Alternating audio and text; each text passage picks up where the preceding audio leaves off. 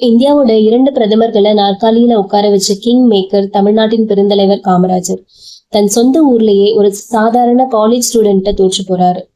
அப்ப வருஷம் 1967.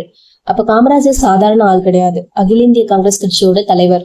நேருவுக்கு பிறகு லால் பகதூர் சாஸ்திரி, அப்புறம் இந்திரா காந்தின்னு டெல்லியே தன் விரல செவ்ல வச்சிருந்த அசுர பலம் கொண்ட தலைவர் அப்போ.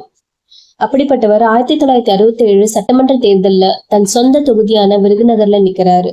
அவருக்கு எதிராக அண்ணாதுரையின் டிஎம்கே சார்பில் நிறுத்தப்பட்டவர் வெறும் 26 வயசான அப்போதான் காலேஜ் முடிச்ச பி ஸ்ரீனிவாசன் அப்படிங்கிற ஒரு சாதாரண மாணவரணி தலைவர்.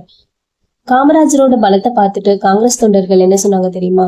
தலைவர் விருதுநகர்ல வந்து பிரச்சாரமே பண்ண தேவையில்லை, அவர் படுத்துக்கிட்டே ஜெயிப்பாரு, ஏன் ஒரு விளக்கு கம்பத்தை நிக்க வச்சா கூட காங்கிரஸ் ஜெயிக்கும்னு அதீத நம்பிக்கையில இருந்தாங்க. ஆனா அந்த சமயத்துல தமிழ்நாட்டுல பயங்கரமான ஹிந்தி எதிர்ப்பு போராட்டம் வெடிச்சிருந்தது. மாணவர்கள் மத்தியில காங்கிரஸ் அரசுக்கு மேல பெரிய கோபம் இருந்துச்சு. மாணவர் தலைவரான ஸ்ரீனிவாசன், நான் உங்க வீட்டு பிள்ளை, ஒருவேளை நான் தோத்தா காலேஜுக்கு போவேன், ஜெயிச்சா சட்டசபைக்கு போவேன்னு ரொம்ப எளிமையா மக்களோட கலந்தாரு. 1967 பிப்ரவரி 23 தேர்தல் முடிவுகள் வருது. ஒட்டுமொத்த இந்தியாவும் அதிர்ச்சியில உறைஞ்சு போச்சு. வெறும் 1285 வாக்குகள் வித்தியாசத்துல பெருந்தலைவர் காமராஜரை அந்த இளம் மாணவர் ஸ்ரீனிவாசன் தோற்கடிச்சாரு. இந்த தோல்வி தமிழ்நாட்டுல காங்கிரஸ் ஆட்சிக்கே முற்றுப்புள்ளி வச்சுது.